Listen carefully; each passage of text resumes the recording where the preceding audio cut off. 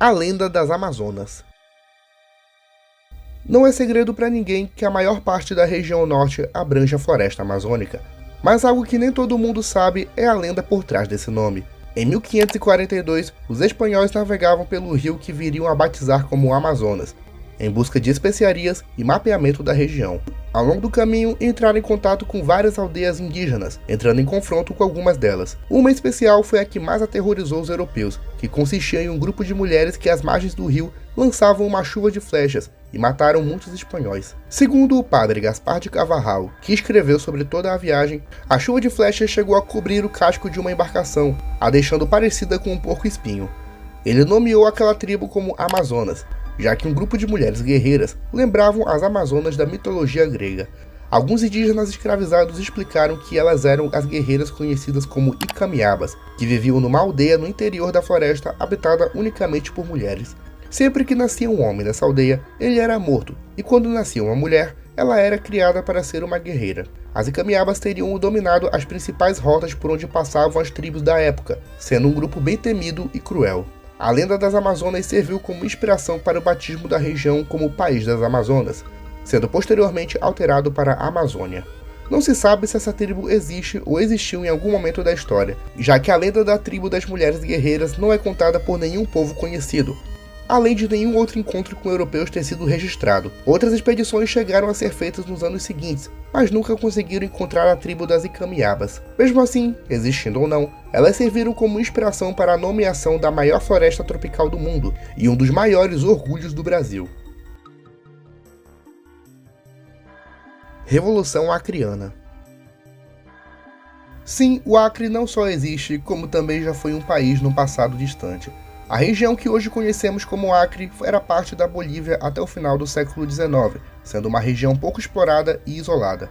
Mas a pouca população que vivia lá era conformada por tribos indígenas e brasileiros, que estavam na região em busca do látex, produto abundante pela floresta. O governo boliviano planejava arrendar a região para uma empresa norte-americana, que expulsaria os habitantes de lá. Sabendo disso, um grupo de acreanos liderados pelo espanhol Luís Galvez Rodrigues de Arias tomaram a capital Puerto Alonso e declararam a independência da Bolívia.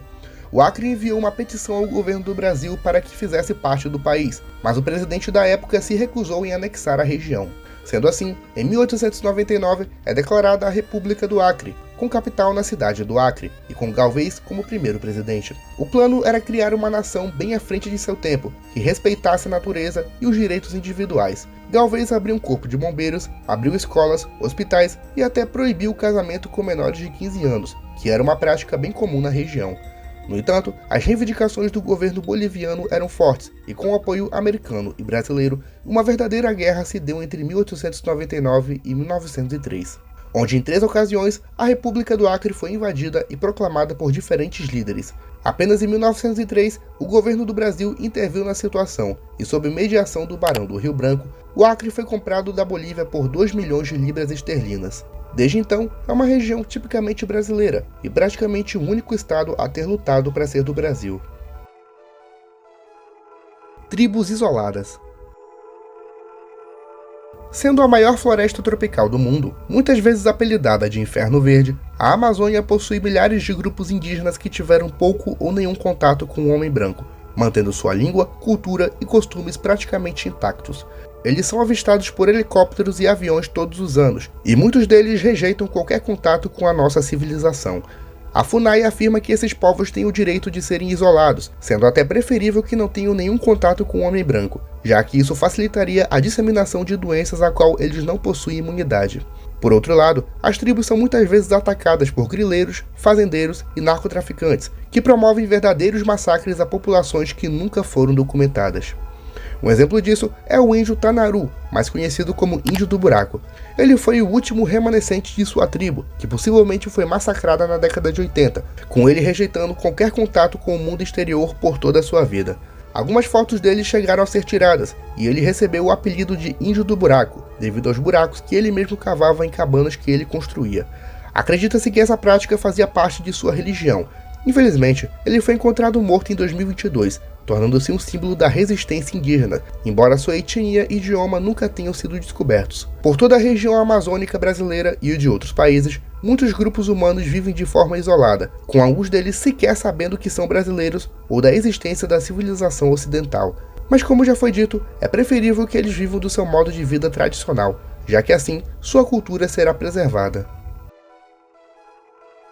Período áureo da borracha. Entre o final do século XIX e início do século XX, a demanda internacional por borracha cresceu absurdamente, sendo uma das principais matérias-primas da Revolução Industrial na Europa. A floresta amazônica, que era rica na produção de látex, recebeu muito investimento de empresários europeus e americanos, além de uma intensa migração vinda de todo o país. Nessa época, cidades como Manaus e Belém se tornaram metrópoles organizadas a nível de cidades europeias. Não à toa, Manaus ficou conhecida como o Paris dos Trópicos, onde foi uma das primeiras cidades do Brasil a ter telefone, água encanada e luz elétrica. Um símbolo disso foi o Teatro Amazonas, que até hoje é um dos mais importantes e visitados no mundo. O período áureo da borracha marcou o começo do desenvolvimento da região norte, que até então era um território esquecido pelo resto do país. Esse período teria um fim, digamos, revoltante.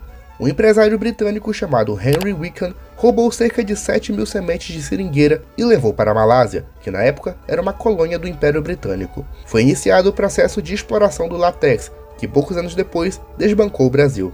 Considera-se o ano de 1912 como o fim do período áureo da borracha. Ainda assim, a borracha continuou sendo um importante pilar da região e futuramente ainda traria muitos projetos que vamos falar mais à frente. Festival Folclórico de Parintins. Essa é a festa popular mais famosa da região norte, que ocorre todos os anos em Parintins, no interior do Amazonas. Ela é conhecida por trazer a disputa a céu aberto de dois ícones regionais, o boi garantido e o boi caprichoso, contando com apresentações musicais e um pouco da história da região. A música mais conhecida desse festival foi Tic Tic Tac, lançada pelo grupo Carrapicho e que ganhou o mundo em 1996, sendo uma das mais tocadas de todos os tempos. O festival é feito no Centro Cultural de Parintins desde 1965, sendo uma festa reconhecida como Patrimônio Cultural do Brasil, pelo IFAM. Cabanagem. Uma das primeiras grandes revoltas populares do Brasil aconteceu entre 1835 e 1840, na antiga província do Grão-Pará. A cabanagem foi conformada por indígenas, negros, mestiços e opositores do governo regencial, que exigiam uma maior atenção do Império à região norte e o fim da pobreza. Eles moravam em cabanas ao redor do rio, daí vem o nome da revolta, e dominaram várias partes da região, incluindo a capital Belém, instaurando um governo popular e republicano, inspirado na Revolução Francesa. No entanto, as tropas imperiais lutaram contra os cabanos durante anos, promovendo verdadeiros massacres. Estima-se que entre 30% e 40% da população do Grão-Pará tenha morrido, levando em conta que, na época, a região contava com cerca de 100.000 habitantes. A cabanagem foi finalmente derrotada em 1840 e teve como resultado a separação da parte oriental do Grão-Pará, conhecida como Província do Amazonas. Hoje ela é lembrada como uma das grandes revoltas do período regencial, com seu legado sendo reivindicado por grupos camponeses e da luta de classes. Mitologia. Uma coisa que com certeza você aprendeu na escola foi sobre as lendas da região norte. Elas surgiram com a mistura de tradições indígenas, europeias e africanas, trazendo um espírito único para a mitologia brasileira. Entre algumas delas podemos citar o Boto Cor-de-Rosa, que toda noite virava homem e seduzia as mulheres humanas, e Ara, uma sereia do rio Amazonas que seduzia os homens que desmatavam a floresta, ou então a Cobra Grande, que inspirou a famosa franquia Anaconda.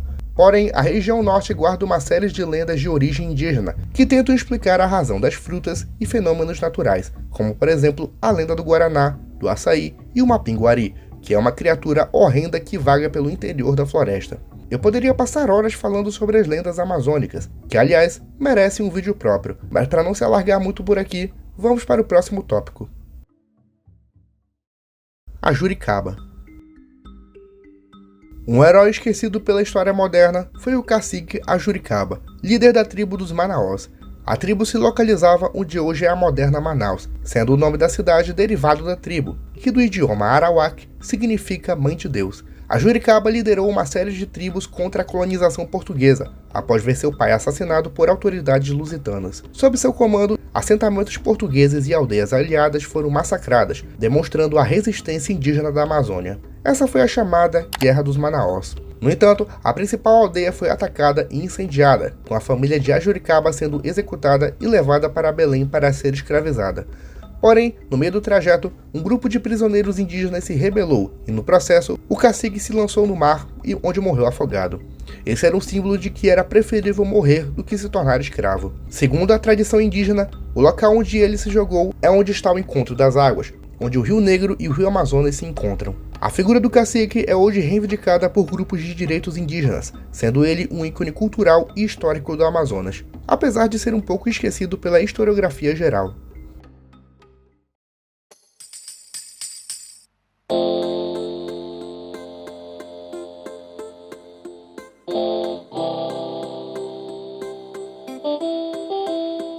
Cultura marajoara. Quem pensa que apenas o México e o Peru tiveram grandes civilizações indígenas, a cultura marajoara está aí para provar o contrário.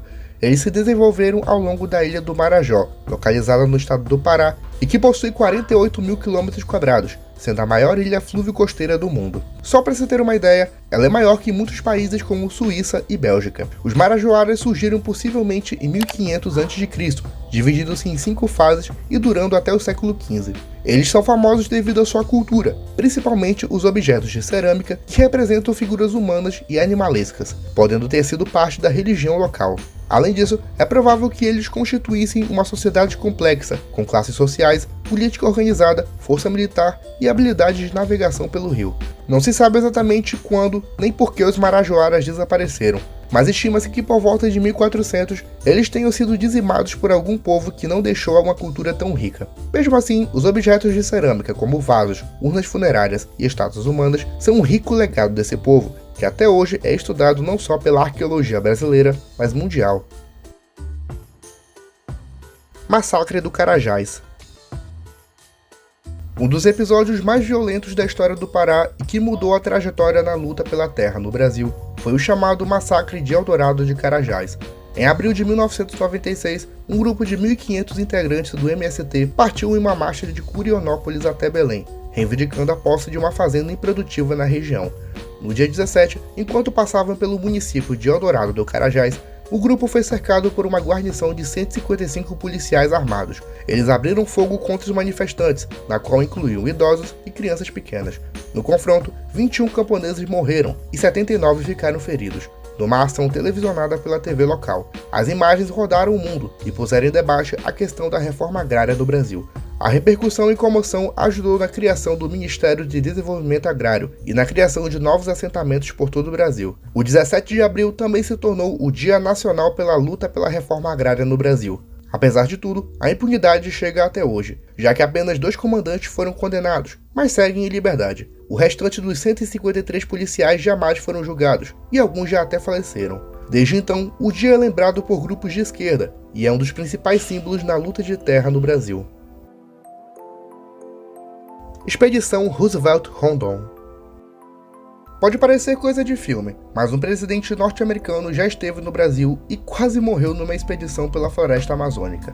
Theodore Roosevelt foi o presidente dos Estados Unidos entre 1901 e 1909. Considerado um patriota fervoroso, ele foi um dos nomes do imperialismo no início do século XX, sendo odiado por uns e amado por outros.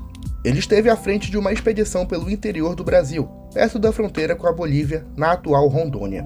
Junto a ele estava o Marechal Cândido Rondon, considerado um dos grandes defensores dos direitos indígenas e incentivador da criação do Parque Nacional do Xingu. A expedição tinha como objetivo explorar o até então chamado Rio da Dúvida, a fim de investigar se ele desembocava no Rio Amazonas. Apesar de ser considerado um homem durão e forte, o ex-presidente americano quase perdeu sua vida no meio do processo, enfrentando mosquitos, doenças tropicais, animais selvagens e chegando a levar um corte na perna que infeccionou, quase tirando sua vida. Alguns membros chegaram a morrer devido a doenças e assassinatos, já que a falta de alimentos fizeram alguns brigarem entre si, com a expedição acabando com o presidente 25 quilos mais magro, com febre e malária. O evento foi registrado por seu filho, que acompanhou a expedição e lançou o livro Trog Brazilian Witness. Meu inglês é horrível, não me julguem. Atualmente, o Rio da Dúvida possui o nome de Rio Roosevelt, justamente devido a essa expedição inusitada. Fordlândia. Henry Ford foi um empresário norte-americano e fundador da Ford Company, lembrado por desenvolver um método revolucionário na produção de automóveis e por popularizar os veículos motorizados. Ele tinha o sonho de conseguir uma fonte inesgotável de látex, muito importante na indústria da época. Sob justificativa filantrópica e com a premissa de levar civilização e modernidade à Amazônia, ele comprou lote de terra às margens do rio Tapajós, no interior do Pará, e fundou uma vila operária que ficou conhecida como Fordlândia.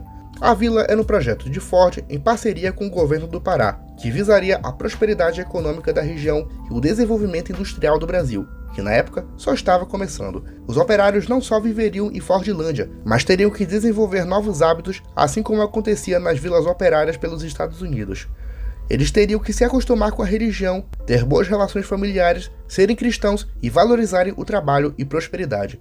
No entanto, esses valores muitas vezes batiam de frente com o modo de vida popular, que incluía festas, dança e muita, mas muita bebida. Os habitantes também nunca se acostumaram com a gastronomia americana e o modo de produção. As doenças tropicais, como febre amarela e malária, também atacaram muitos habitantes, com alguns morrendo e outros abandonando o local. Mas o principal obstáculo da Fordlândia era a plantação artificial de látex, que não funcionava na Amazônia, devido aos inimigos naturais e à presença de insetos que devoravam as plantações. Por causa disso, o projeto foi abandonado a partir de 1945 e foi vendido ao governo federal, que não deu continuidade ao projeto. Com o passar dos anos, a população foi abandonando as fábricas e casas, fazendo do cenário de Fordlândia praticamente uma cidade fantasma. Atualmente, as ruínas são parte do município de Aveiro, com uma população de pouco mais de 1.700 habitantes. Comuna de Manaus. Na década de 20, o Brasil vivia uma verdadeira guerra civil, já que o movimento tenentista tomou o poder em várias cidades e exigia o fim do voto de cabresto e do coronelismo. O epicentro do movimento foi em São Paulo, mas uma série de levantes também ocorreram no Rio de Janeiro, Mato Grosso, Piauí e Sergipe. No Amazonas, que desde o final do período áureo da borracha sofria com a crise econômica, o exército liderado pelo tenente Alfredo Augusto Ribeiro Júnior tomou o poder na cidade e declarou a oposição ao presidente Arthur Bernardes. A cidade ficou isolada do resto do Brasil e várias cidades do Pará e do Maranhão aderiram à revolta, visando criar um grande exército do norte que ajudaria na Revolução Tenentista. Apesar de manterem o controle do Rio Amazonas por pouco mais de um mês, as tropas do governo conseguiram sufocar a rebelião e a Comuna de Manaus, mas foi um dos principais e mais importantes da história da democracia.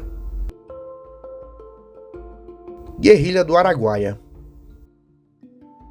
Conforme mostrado no iceberg sobre a ditadura militar, entre 1967 e 1974, ocorreu o evento conhecido como Guerrilha do Araguaia. Nele, membros do PCdoB pegaram em armas e tentaram fazer uma revolução socialista, partindo da região de Araguaia, que abrange os atuais Pará, Maranhão e Tocantins, que na época fazia parte de Goiás. O plano era tomar o país do interior para as grandes cidades, inspirados na Revolução Cubana e na Revolução Chinesa. No entanto, cerca de apenas 80 guerrilheiros participaram do conflito, entre eles o ex-presidente do PT, José Genuíno. A partir de 1972, o exército brasileiro empreendeu uma verdadeira caçada ao grupo, da qual sobreviveram menos de 20 combatentes.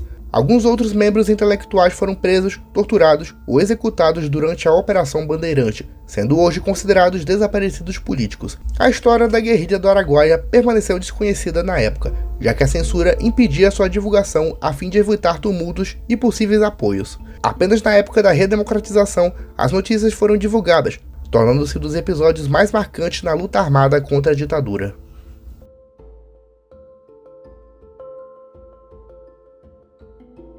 Francisco Alves Mendes Filho, mais conhecido como Chico Mendes, foi um político e ativista acreano, responsável pelo trabalho de defesa do meio ambiente, das populações ribeirinhas, indígenas e da reforma agrária. Durante seus anos de ativismo político, Chico Mendes ajudou a internacionalizar a causa da preservação amazônica, fazendo palestras onde denunciava a destruição da floresta pelo governo.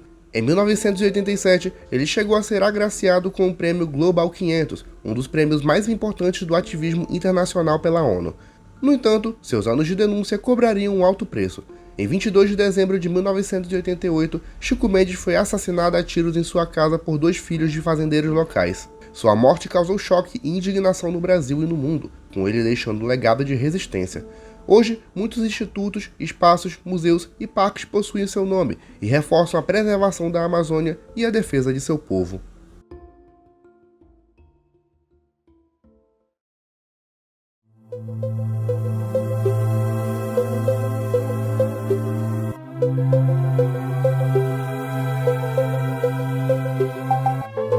Projeto Jari. Em 1967, o empresário americano Daniel Kent Ludwig adquiriu um pedaço de terra entre o Amapá e o Pará, sendo só um pouco menor do que o estado de Sergipe. A região era em sua maior parte habitada por populações ribeirinhas e muita, mas muita floresta. Lá o empresário fundou uma fábrica para a produção de celulose, na qual embolsou mais de $1 bilhão. Esse foi o Projeto Jari, que na teoria visava o desenvolvimento tecnológico da região norte, mas na prática foi um verdadeiro desastre ambiental, econômico e que mexeu com a opinião pública brasileira. Para começar, a produção de celulose na região não deu certo, já que a área era carente de portos, estradas e ferrovias, tendo tudo isso tendo que ser construído pelo próprio Ludwig, que chegou a mover 2 fábricas do Japão através de um flutuante. Outra questão foi a divisão da opinião pública e política, já que muitos consideravam um absurdo a possessão de um território nacional por um empresário estrangeiro, principalmente considerando o tamanho da região do Jari, o que poderia ser um risco à soberania do Brasil. De qualquer forma, o projeto não apresentou bons resultados esperados, e o governo pouco fez na tentativa de viabilizar a permanência. A situação envolveu até mesmo grandes nomes da ditadura militar, como o general Golbery Couto e Silva. Em 1979, o projeto foi abandonado e vendido para empresários locais. Hoje, algumas empresas funcionam na região, que passou a ser propriedade do governo do estado do Amapá. Monte Roraima. Localizado na Serra de Pacaraima, na fronteira entre o Brasil, Venezuela e Guiana, o Monte Roraima é um monte de 2.739 metros de altura e 31 km², sendo uma formação natural de centenas de anos e um dos pontos turísticos mais visitados do Brasil a nível mundial. Já conhecido por indígenas há séculos, o Monte Roraima só foi catalogado por ocidentais no século XIX, sendo escalado pela primeira vez em 1884 pelo britânico Everard Inturne. Há anos, a impotência e grandiosidade do Monte Roraima fascina muitas pessoas ao redor do mundo, tendo sido inspiração de Arthur Conan Doyle, criador de Sherlock Holmes, para a publicação de O Mundo Perdido, um dos clássicos da ficção científica. Além disso, vários povos indígenas possuem lendas que envolvem o Monte Roraima. Para a etnia Pemon, na Venezuela, o nome significa Grande Montanha Azul Esverdeada. E segundo a tradição, é o resto de uma grande árvore de onde saíram todas as frutas do mundo, até que o herói Macunaíma cortou a árvore e causou uma grande inundação pelo mundo. Já para a etnia Macuxi do Brasil, também acredita que o Monte Roraima é o resto de uma grande árvore mitológica, mas que após ter sido cortada, trouxe a desgraça para o mundo em forma de vulcões e terremotos. O Monte Roraima também é um prato cheio para ufólogos, que afirmam que o monte possui uma ligação com ETs e é um tipo de estação para discos voadores. Seja como for, fato é que o Monte Roraima ainda é um mistério para a ciência e a história, com sua formação natural intrigando cientistas e pesquisadores, sendo um símbolo da Amazônia brasileira e do estado de Roraima, que tem esse nome graças ao próprio monte. Plebiscito de divisão do Pará. Em 23 de dezembro de 2011, os eleitores paraenses foram às urnas para decidir a divisão do Pará em 3 unidades federativas. Além do Pará, os estados de Tapajós e Carajás, que correspondem hoje a boa parte do território paraense. A ideia da divisão do estado já é antiga, vinda de tempos coloniais e passando por projetos ao longo do Império e República. Mas apenas em 2011, um plebiscito foi realizado, alegando que o governo central não dava tanta atenção a essas regiões, que além do isolamento, são vítimas de conflitos agrários. No entanto, o resultado foi negativo para a criação dos 2 estados. Mesmo assim, o projeto de divisão e criação de novas unidades continua, principalmente no Tapajós.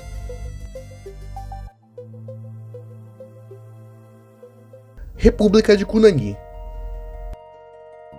No final do século XIX, a região entre o atual Amapá e Guiana Francesa não era bem delimitada e não se sabia ao certo onde era território brasileiro e francês.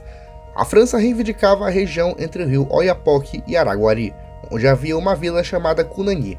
Lá habitavam cerca de 300 pessoas, entre indígenas, franceses e negros fugidos da escravidão. Em 1886, o aventureiro e geógrafo Julius Gross proclamou a sucessão do território como a República de Cunani, onde ele mesmo foi o presidente. O projeto foi muito bem detalhado, tendo moedas, selos, bandeira e até uma ordem de cavalaria. No entanto, a República nunca foi reconhecida internacionalmente, e o próprio Julius Gross nunca pisou na região, tendo seu governo sediado em Paris. A República de Cunani foi abolida pela primeira vez em 1887, mas alguns meses depois foi novamente proclamada. No entanto, com a descoberta de ouro na região, o governo brasileiro decidiu reivindicar o território e acabar com a República de Cunani. Pela segunda vez, o projeto foi abolido, mas foi revivido pela terceira vez em 1892. Aliás, após a Segunda República, houve um episódio esquecido que vamos falar no próximo tópico. Invasão francesa no Amapá. Ainda no contexto da disputa franco-brasileira pelo Amapá, a região era denominada como Contestado Franco-Brasileiro e era co-administrada pela França e o Brasil, tendo um comissário francês e um brasileiro. A capital era a Vila do Espírito Santo, atual município de Amapá. Um delegado enviado pela França era o ex-escravo Trajano Benítez, que era um verdadeiro tirano e abusava de sua autoridade com os brasileiros na Vila do Espírito Santo. Diante do descaso do governo francês em Caiana, os brasileiros, liderados pelo coronel Francisco Xavier da Veiga Cabral, mais conhecido como Cabralzinho, comandou uma expedição que prendeu o delegado. Os franceses não gostaram nada disso e enviaram uma legião de Caiana no dia 15 de maio de 1895, exigindo a Cabralzinho que libertasse Trajano e se rendesse. No processo, mais de 100 brasileiros, como crianças e idosos, morreram assassinados pelos franceses, que fizeram um verdadeiro massacre de repercussão internacional. As notícias chegaram em Paris e no Rio de Janeiro, que optaram por decidir de uma vez por todas quem era o dono do território. Sob a arbitragem suíça, o Brasil ficou com o território do atual Amapá, que apenas em 1943 se desmembrou do Pará.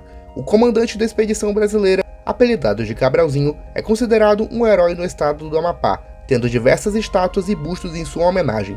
Em 1962, o presidente Jânio Quadros cogitou a hipótese de invadir a Guiana Francesa através do Amapá, usando a premissa de que os franceses estariam roubando o manganês do Brasil.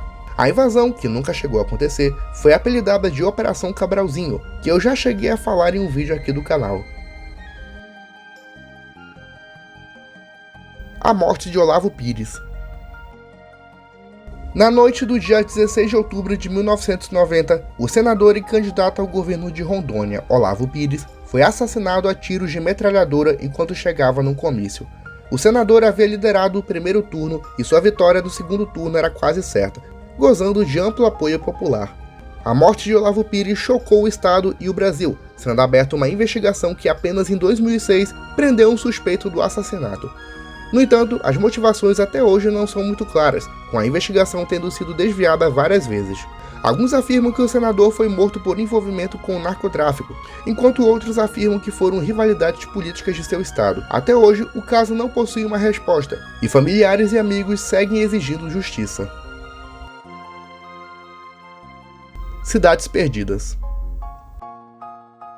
Voltando à primeira camada, a expedição de Francisco de Orellana, que supostamente lutou contra as Amazonas e Camiabas, também relatou que grupos indígenas habitavam aldeias gigantescas que quase se assemelhavam a cidades. Isso deu um chamariz a um pensamento já antigo na Europa, de que o Novo Mundo estaria rodeado de cidades ricas e grandiosas.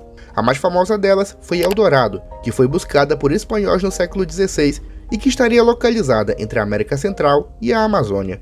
Segundo a lenda, ela seria uma sociedade complexa e altamente organizada, sendo rica em minérios e inclusive tendo construções banhadas em ouro. Essa lenda encorajou milhares de europeus a se aventurarem na Amazônia em busca da tal cidade, ajudando na colonização e mapeamento da região. Porém, essa não é a única lenda sobre uma cidade perdida na Amazônia.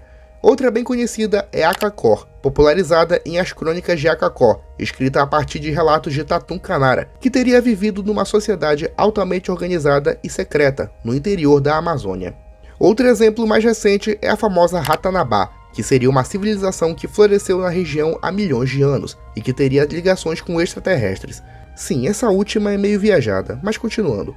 É fato que todos os anos pesquisadores encontram indícios de sociedades complexas que teriam vivido no passado, incluindo supostas pirâmides e estradas através da floresta. Historiadores e arqueólogos afirmam que a existência de civilizações e até cidades amazônicas pré-colombianas não é impossível, mas até o momento a ciência não pode afirmar nada.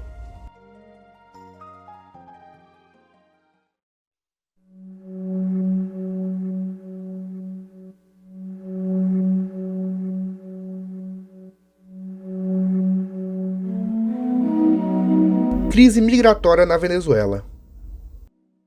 Atualmente, a Venezuela sofre com uma das piores crises econômicas e políticas da história, afetando a produção de bens de consumo e o poder de compra da população. Com isso, os venezuelanos não conseguem comprar produtos básicos como papel higiênico. Isso gerou, desde o começo da década de 2010, um êxodo de migração para os países vizinhos, fugindo da fome e pobreza de seu país.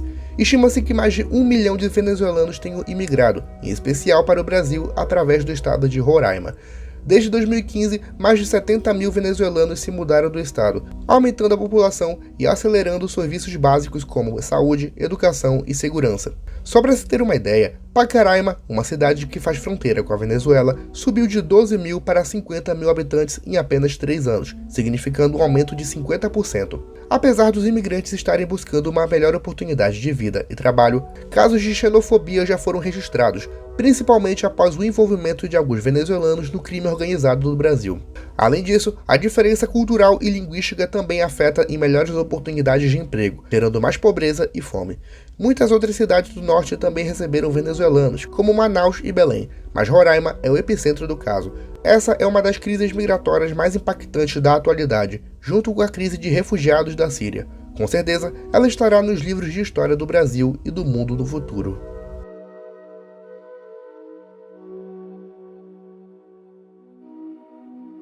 Muito mais do que uma simples lenda urbana, o Mapinguari é um dos maiores mistérios da zoologia mundial. Segundo a tradição de povos indígenas do Brasil, Peru e Bolívia, o Mapinguari é uma criatura humanoide e gigante, muitas vezes descrita como tendo apenas um olho e uma boca no lugar da barriga. Diversos povos já relataram sobre essa tal criatura, que também já foi comentada por viajantes, fazendeiros e caçadores, sendo por vezes levantada a hipótese de ser um animal ainda não documentado pela ciência.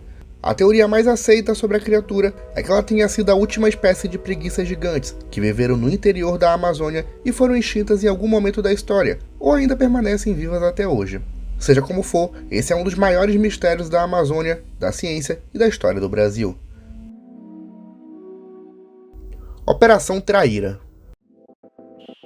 O Brasil é conhecido por ser um país pacífico e que não procura guerras internacionais, mas isso não significa que o Brasil já não foi invadido e o exército teve que ser usado. Em 26 de fevereiro de 1991, uma facção de 40 guerrilheiros do grupo FARC da Colômbia invadiu o destacamento de Traíra, localizado às margens do rio de mesmo nome, no interior do Amazonas. Os guerrilheiros mataram 3 oficiais brasileiros e roubaram o armamento militar. O acontecimento irritou o alto escalão do exército. Com isso, o governo brasileiro pediu permissão ao governo colombiano, que permitiu que o exército do Brasil adentrasse a selva amazônica da Colômbia e capturasse os guerrilheiros. Após uma caçada selvagem pela selva colombiana, cerca de 62 guerrilheiros foram combatidos e 12 deles foram mortos. O armamento bélico roubado foi recuperado e a missão foi dada como sucesso, sendo uma das poucas vezes que o exército foi acionado numa operação oficial. O caso é hoje conhecido como Operação Traíra, e desde então, nunca mais as Farc se atreveram a adentrar o Brasil. Stonehenge no Amapá. Descoberto na década de 50, o Círculo de Calçoene, localizado no Amapá, é um sítio arqueológico de arte rupestre e que é estudado por arqueólogos do Brasil e do mundo. Acredita-se que o monumento tenha sido um observatório astronômico, construído há pelo menos 3.000 anos por uma cultura ainda não identificada. Por causa disso, recebe o nome de Stonehenge do Amapá, em referência a Stonehenge da Inglaterra, que acredita-se que também foi um observatório astronômico. Uma coisa curiosa de se notar é que a cada 21 de dezembro, no solstício de inverno, as pedras não fazem sombra, coisa que também ocorre na Stonehenge. O monumento é até hoje estudado pela comunidade científica e arqueóloga, sendo um mistério até o momento. Levante Tupinambá. No começo do século XVII, os portugueses iniciavam a colonização da Amazônia, marcada pela fundação de Belém em 1616. Junto a isso, os europeus empreenderam violentas campanhas militares ao longo do rio Amazonas, capturando indígenas que seriam escravizados ou catequizados. Havia também um combate aos ingleses e holandeses, que também estavam interessados nas riquezas da região. No entanto, a questão dos indígenas era bem mais forte, já que uma série de abusos causaram a revolta na população, que a partir de 1617 uniram forças contra um inimigo em comum. Os tupinambás, que eram a maioria, fizeram alianças e atacaram os portugueses durante anos, sendo o ápice desse movimento o ataque ao Forte do Presépio. ocorrida em 18 de janeiro de 1618. Nele, o Tuxaua, conhecido como Cabelo de Velha, quase conquistou o forte e expulsou os portugueses de Belém, significando uma violenta baixa para os colonizadores. Apesar de estarem em maior número e terem unido forças com as tribos do Maranhão, os tupinambás não foram capazes de lutar contra um inimigo em especial, as doenças trazidas pelos europeus. Elas dizimaram a população, que pouco a pouco foi sendo conquistada e assimilada à capitania do Pará. Esse evento esquecido é conhecido como Levante Tupinambá, sendo um dos episódios mais importantes da resistência indígena brasileira. Questão do Pirará. A região conhecida como Pirará é um território localizado ao longo do rio Rupununi, entre o estado de Roraima e a República Cooperativa da Guiana. Por séculos, a região foi disputada por portugueses e britânicos, já que ela era rica em minérios, principalmente o nióbio. Após a independência do Brasil e o caos deixado pelo período regencial, a região de Roraima ficou quase esquecida pelo governo central. Isso foi aproveitado por missionários ingleses, que catequizaram os nativos e construíram assentamentos. No entanto, o Brasil logo protestou a posse da região. A questão do Pirará ficou no ar durante décadas, até que em 1904, uma arbitragem italiana do rei Vítor Emanuel III ajudou com que o território do Pirará fosse dividido entre o Reino Unido e o Brasil, sendo a única disputa territorial na história onde o Brasil saiu em desvantagem. Atualmente, o Brasil não apresenta qualquer reivindicação sobre o território, com o Pirará sendo em sua maior parte território da Guiana. Batalha da Borracha. Pode parecer loucura, mas a maior batalha que o Brasil lutou na Segunda Guerra Mundial não foi com armamento bélico, mas com facões e na região do Acre. Explicando melhor, em 1941, a Malásia foi invadida pelo Império Japonês, que cortou o comércio de borracha para o Ocidente. O país era a maior fonte de látex para os aliados. Aproveitando-se disso, o presidente Getúlio Vargas fechou acordos de comércio com os Estados Unidos, passando a fornecer o látex em troca da primeira siderúrgica do Brasil. Devido a protestos na região Nordeste, principalmente pela seca e fome, o governo introduziu o alistamento obrigatório de nordestinos para o Acre. Lá, eles trabalhariam na produção de látex, com mais de 60 mil pessoas sendo enviadas à região. Os americanos ajudaram na exploração, oferecendo equipamentos e mantimentos. Mesmo assim, os trabalhadores, que eram apelidados de soldados da borracha, trabalhavam em condições de semi-escravidão. Por isso, mais de 30 mil morreram devido a doenças tropicais e ataques de animais. Após o fim da guerra, os trabalhadores foram abandonados à própria sorte, já que os aliados não precisavam mais do látex do Brasil. Estima-se que dos 60 mil, apenas 6 mil conseguiram retornar para o Nordeste, isso com esforço próprio. Mas a maioria fixou residência e passaram a habitar no Acre. O processo ajudou no crescimento populacional, que ainda é lembrado como uma das maiores injustiças da história do Brasil, visto que nenhum dos soldados da borracha recebeu indenização ou qualquer tipo de auxílio do governo após o fim da guerra.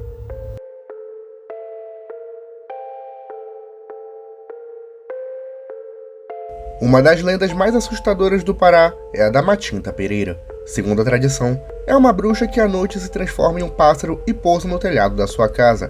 Logo depois, ela começa a assobiar bem alto, de modo que o dono da casa, já enfurecido, saia e prometa alguma coisa para que o pássaro vá embora. Na noite seguinte, ela reaparece cobrando a oferenda, e caso não seja cumprida, a pessoa é devorada viva. Essa é uma das lendas urbanas mais populares do estado, tornando-se um ícone folclórico e cultural. A Matinta Pereira provavelmente surgiu na junção de lendas indígenas e europeias, que através do sincretismo cultural criaram a imagem da criatura meio mulher e meio pássaro.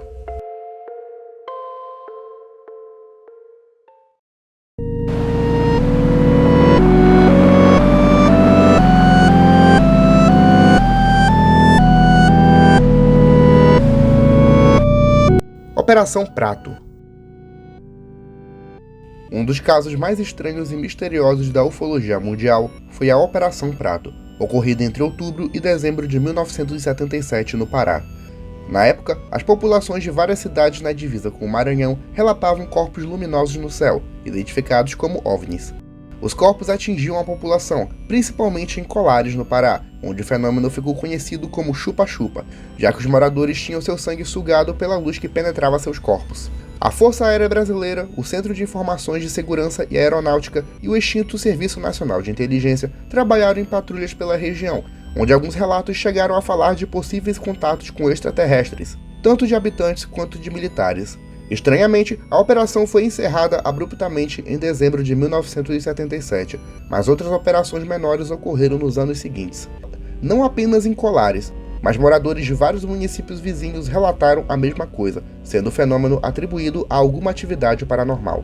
Um dos maiores teóricos que trabalhou nessa pesquisa foi o Irangê Holanda, que relatou com toda convicção um contato com alienígenas, dando detalhes em entrevistas e manchetes jornalísticas. Os casos eventualmente encerraram em 1978, mas até hoje o caso gera dúvidas na comunidade de ufologia, com alguns teorizando vida extraterrestre, seres interdimensionais ou algum projeto secreto do governo.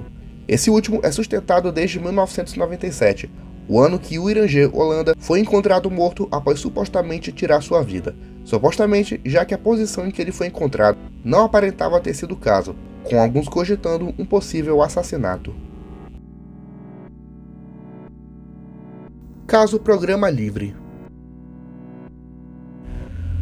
Um dos casos criminais mais emblemáticos do Brasil é o do Canal Livre, um programa local exibido pela Band do Amazonas. Nele era feita cobertura policial, ajuda a pessoas necessitadas, reivindicações populares e um toque de humor, que inclusive deu origem a alguns memes ao redor dos anos.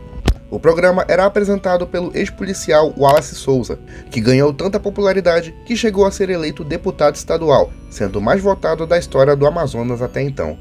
No entanto, o que levou à fama mundial desse programa foi o imenso caso de formação de quadrilha, na qual o apresentador seria o mandante de uma organização que realizava crimes para serem exibidos no programa. Uma longa investigação se deu a partir de 2008, que envolvia desde organizações criminosas no Amazonas até a política do Estado, desmanchando por completo a carreira de Wallace Souza, que proclamou inocência até o fim. Após ter perdido o mandato e ficado foragido por alguns dias, Wallace Souza foi condenado, mas acabou morrendo em 2010 vítima de parada cardíaca. Como já dito, esse é um dos mais emblemáticos casos criminais da região norte e do Brasil, ganhando repercussão internacional e até uma série documental pela Netflix, chamada de Bandidos na TV.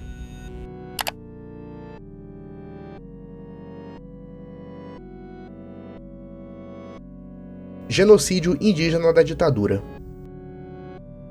Engana-se quem pensa que apenas a Europa e a Ásia foi palco de um violento genocídio no século XX, já que aqui mesmo no Brasil, diversos massacres e ocupações violentas ocorreram na Amazônia durante a ditadura.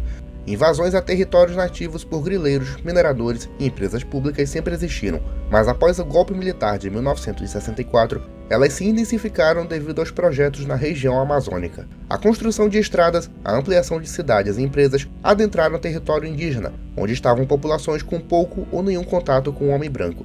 Para não ter que integrar certos locais, o governo passou a exterminar as populações que estivessem no caminho, seja pelo envenenamento da água ou massacres diretos. Na construção da rodovia transamazônica, por exemplo, vários povos que foram exterminados ou fugiram de seus territórios, acabando com diversas culturas, muitas das quais não tinham sido catalogadas. Outro exemplo foi a construção da BR-174, que liga Boa Vista a Manaus, onde os sobreviventes do povo Wairimi-Atuari relataram que aviões jogavam gases tóxicos que matavam a população e os obrigavam a fugir do local. Algumas tribos que resistiram à matança generalizada foram presas e torturadas em centros de detenção, juntamente com guerrilheiros e intelectuais. Após a redemocratização, a questão indígena foi levantada e diversos casos de abusos e massacres foram colocados à tona. Ao longo da nova república, diversos órgãos de proteção ao índio, como a FUNAI, conseguiram avanços na demarcação de terras. Mesmo assim, casos de matanças e abusos dos direitos humanos são relatados até hoje, fazendo dessa uma das questões mais sensíveis da história do Brasil. A morte de Edmundo Pinto. Edmundo Pinto de Almeida foi um advogado e político eleito governador do Acre em 1990. Em 17 de maio de 1992, Edmundo Pinto foi encontrado morto em um apartamento em São Paulo, vítima de tiros de bala e com marcas físicas, o que demonstrava uma luta corporal. 48 horas antes, ele tinha sido convocado para participar de uma CPI que investigava a malversação de verbas em seu governo. Em seu depoimento, ele citou vários poderosos da política acreana e do Congresso Nacional, incluindo o então ministro do Trabalho, Antônio Rogério Magre. Isso faz muitos teorizarem que sua morte foi na verdade queima de arquivos, já que além de golpes corporais, as balas em seu corpo atingiram em cheio o coração, confirmando que havia intenção de matar. No entanto, uma investigação concluiu o caso como latrocínio, mas muitas dúvidas surgiram desde então. como o fato dos bandidos saberem onde o governador estava e não terem assaltado outros quartos. Esse é um dos casos mais polêmicos da política acreana, deixando uma marca de mistério na história do estado. Geóglifos. Como falamos há alguns tópicos atrás, todos os anos são descobertas novas evidências de culturas avançadas na Amazônia, que teriam vivido há milênios atrás. Uma das evidências mais fortes são os geóglifos, encontrados no Acre. Eles são estruturas encontradas no chão e que formam certas formas geométricas, como círculos e quadrados. No mundo existem várias, todas que evidenciam a existência de culturas avançadas no passado, mas no caso da Amazônia é algo totalmente novo para a arqueologia. Estima-se que só no Acre existam um total de 523 geóglifos. Segundo pesquisadores, eles teriam sido usados por povos indígenas em rituais há milhares de anos. Claro que não faltam teorias que tentam relacionar os geóglifos com extraterrestres, mas isso é só teoria da conspiração. Desde 2005, grupos arqueólogos trabalham na região e tentam descobrir o que está por trás desses estranhos desenhos, que no futuro poderão reescrever a história da Amazônia. Ferrovia do Diabo. Inaugurada em 1912, a Estrada de Ferro Madeira-Mamoré foi a primeira estrada de ferro financiada pelos Estados Unidos fora do país. Ela servia principalmente para transportar a borracha e outros produtos de Rondônia, funcionando até 1966. A chamada Maria Fumaça ajudou no processo de desenvolvimento e aumento da população do estado, já que muitos trabalhadores de várias partes do Brasil e da América do Sul migraram para a região. No entanto, uma lenda ronda a estrada de ferro, já que durante seus 5 anos de construção, mais de 6.000 trabalhadores morreram, seja por doenças tropicais, ataques de animais ou flechadas de indígenas. Por essas e outras, a estrada também ficou conhecida como Ferrovia do Diabo, devido aos diversos casos de atividade paranormal relatados. Apesar de ter sido desativada, muitos moradores de cidades ao redor já relataram ouvir o som do trem, embora ele nunca apareça.